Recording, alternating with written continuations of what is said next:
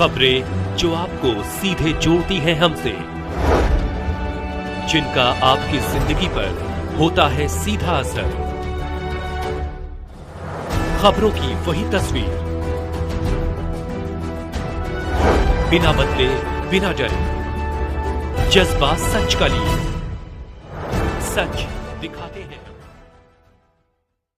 New जनवरी कल्याण सेवा समिति द्वारा दिनांक 22/7/25 को समय शाम 7 बजे वाराणसी के लक्सा थाना स्थित PDR मॉल में मूवी देखने गए तो वहां के मैनेजर रोहित सिंह और अज्ञात 3 व्यक्ति द्वारा चेकिंग करने आए वहां महिलाओं के अंधेरे में छेड़खानी करके माहौल खराब किया गया और उन्हीं के द्वारा वहां प्रशासन बुलाई गई। प्रशासन बुलाए जाने के बाद हम लोग के द्वारा बोला गया कि अगर आप आ गए हैं तो यही चेक कर लीजिए। हम लोग थाने चले आए। थाने आने के बाद वे से भी हम लोग के पीछे आए, बोले सुनीता सोनी नाम की महिला आपके नाम तहरीर दी है ताकि मैं अपनी महिला के साथ हुए छेड़खानी का आरोप न लगा पाऊं। काफी प्रेशर देने पर दूसरे दिन मुकदमा दर्ज हुआ, वो भी हल्की धारा लगाकर बस महिलाओं को सांत्वना दे दिया गया। बोला गया कि मेडिकल के बाद महिलाओं का बयान होगा, बयान के बाद धाराएं बढ़ाई जाएगी।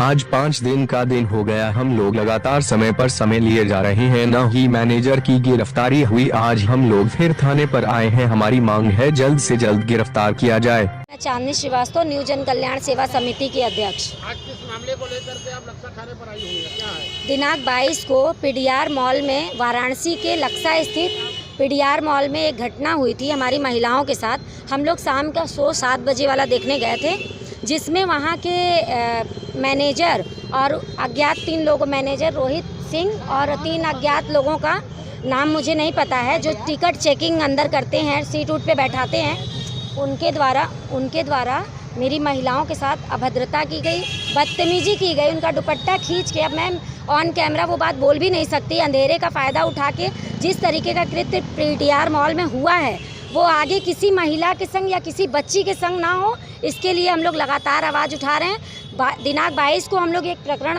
दिए थे, लक्सा थाने में तहरीर दे के गए थे।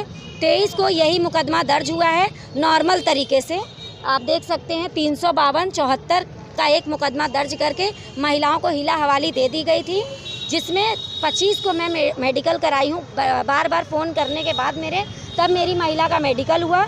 मेडिकल से आज 4था दिन हो गया। 4थे दिन जब मैं थाने आई हूँ तो सुबह से मैं 3 बार थाने आ चुकी, तो अभी SHO साहब आए हैं, तो अभी वो बोले हैं कि महिलाओं का बयान कराएंगे और बयान कराने के बाद ही जो भी कार्रवाई होगी वो करेंगे, इसमें जो धाराएं बढ़नी है बढ़ेगी। लेकिन आप ये बताइए कि छेड़खानी हुए अगर 8 दिन हो गया तो क्या प्रशासन या यहाँ की जनता वेट कर रही है कि आगे अगला कोई और शिकार मिले, या इसमें और भी कुछ ऐसी घटना होनी चाहिए थी कि तब मतलब बनारस की पुलिस जागती?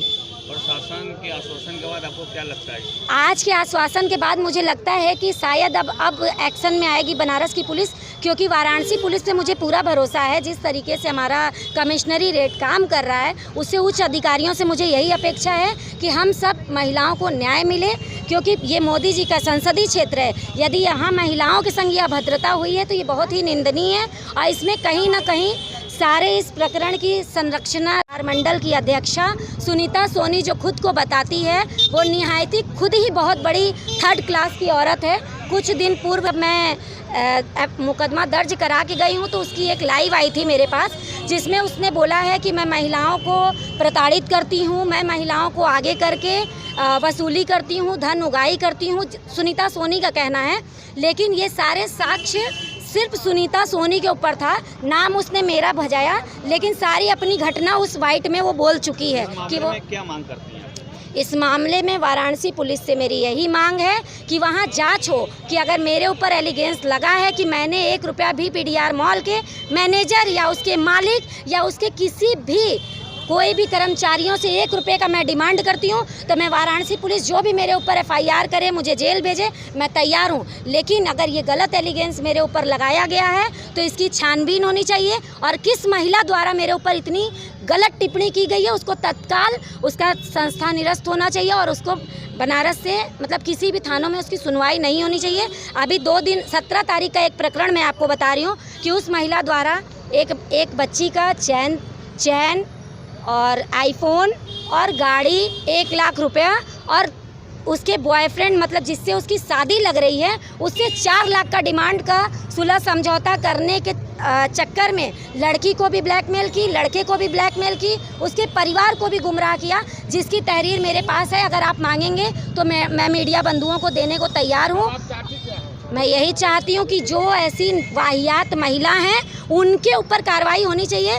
व्यापार मंडल के नाम पे सिर्फ और सिर्फ धन सुनीता सोनी, वाराणसी महिला व्यापार मंडल की अध्यक्ष, वो पूरी तरीके से धन उगाही का कार्य कर रही है और आज से नहीं, लगातार 3 सालों से इसका ये प्रकरण चलता आ रहा है। कभी किसी पीड़ित महिला को पकड़ती है, कभी किसी बच्चे को पकड़ती है, कभी किसी को पकड़ती है।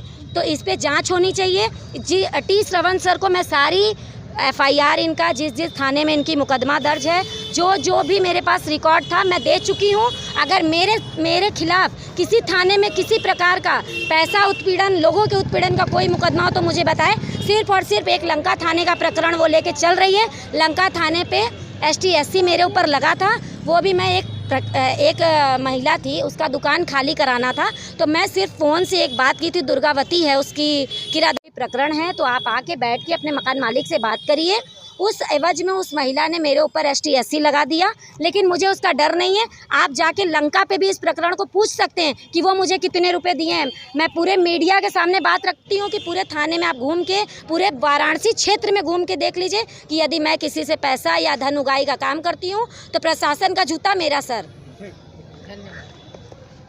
पूरा हो ही गया।